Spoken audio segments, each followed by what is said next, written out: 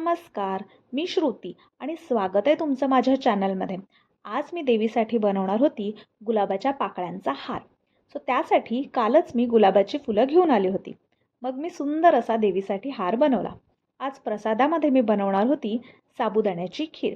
याची व्हिडिओ मी ऑलरेडी चॅनलवरती पोस्ट केलेली आहे. मग मी देवीची पूजा करून घेतली. आज होता नवरात्रीचा 5वा दिवस म्हणजे स्कंदमातेचा दिवस. तिला आज केळीचा नैवेद्य दाखवायचा होता. तो दाखवला आणि खिरीचा नैवेद्य सुद्धा दाखवला. आज मी जेवणामध्ये बनवलं होतं भाजणीच्या पिठाचं थालीपीठ आणि खीर. सारी अनाथनाथे अंबे करुणा विस्तारी रात्रीच्या जेवणात बनवलं होतं मी वरईच्या पिठाचं थालीपीठ.